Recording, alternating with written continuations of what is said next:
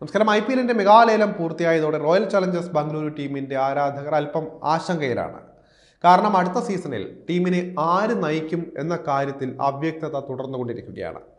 മുൻ താരവും ഇന്ത്യയുടെ സ്റ്റാർ ബാറ്ററുമായ KL രാഹുലിനെ RCB ലേലത്തിൽ തിരികെ വാങ്ങുമെന്നും നായകസ്ഥാനം നൽകുമെന്നുമൊക്കെയായിരുന്നു നേരത്തെയുള്ള സൂചനകൾ. എന്നാൽ രാഹുലിനെ ലേലത്തിൽ സ്വന്തമാക്കാൻ RCBക്ക് സാധിച്ചില്ല. ശ്രേയസ് അയ്യർ, ഋഷഭ് പന്ത് എന്നിവരും ക്യാപ്റ്റൻ റോളിലേക്ക് മറ്റു ഓപ്ഷനുകളായിരുന്നുവെങ്കിലും അവരെയും വാങ്ങാൻ അവർ കൂട്ടാക്കിയില്ല. ഇതോടെ ആരാകും പുതിയ RCB ക്യാപ്റ്റൻ എന്ന കാര്യത്തിൽ അനിശ്ചിതത്വം തുടരുകയാണ്. അവരുടെ നായകസ്ഥാനത്തേക്ക് വരാൻ സാധ്യതയുള്ള 3 കളിക്കാർ ആരൊക്കെയാണ് എന്ന് നമുക്ക് നോക്കാം. ഇന്ത്യയുടെ സ്പിൻ ബോളിംഗ് ഓൾറൗണ്ടർ കൃണാൽ പാണ്ഡ്യയാണ് റോയൽ ചലഞ്ചേഴ്സ് ബംഗളൂരുവിന്റെ നായകസ്ഥാനം ലഭിക്കാനിടയുള്ള ഒരു താരം. ഇത്തവണത്തെ ലേലത്തിൽ RCB സ്വന്തമാക്കിയ താരങ്ങളിൽ ഒരാളാണ് അദ്ദേഹം. കഴിഞ്ഞ 3 സീസണുകളിലും ലക്നൗ സൂപ്പർ ജയൻസിനൊപ്പമായിരുന്നു കൃണാൽ പാണ്ഡ്യ. അതിനു മുൻപ് ദീർഘകാലം മുംബൈ ഇന്ത്യൻസിനൊപ്പവും താരം കളിച്ചിട്ടുണ്ട്. 2023 IPLന്റെ പകുതിയിൽ വെച്ച പരിക്ക് കാരണം ക്യാപ്റ്റൻ KL രാഹുൽ പിന്മാറിയതോടെ സീസണിലെ ശേഷിച്ച മത്സരങ്ങളിൽ ലക്നൌവിനെ നയിച്ചത് കൃണാലായിരുന്നു. ഇത് RCBയിലും അദ്ദേഹത്തിന് നായകസ്ഥാനം ലഭിക്കാൻ കാരണമായേക്കുമെന്നാണ് അറിയുന്നത്. എല്ലാവരും ഉറ്റുനോക്കുന്ന മറ്റൊരു പേരാണ് വിരാട് കോഹ്ലിയുടേത്.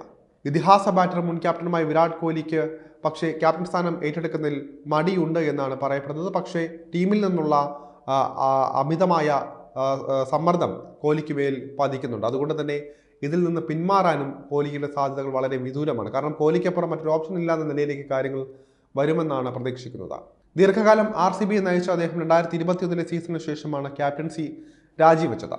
തുടർന്ന് ലേലത്തിൽ സൗത്ത് ആഫ്രിക്കയുടെ വെറ്ററൻ ബാറ്ററായ ഫാഫ് ഡു പ്ലസിയെ RCB ടീമിനെടുക്കുകയും പുതിയ നായകനായി പ്രഖ്യാപിക്കുകയുമായിരുന്നു.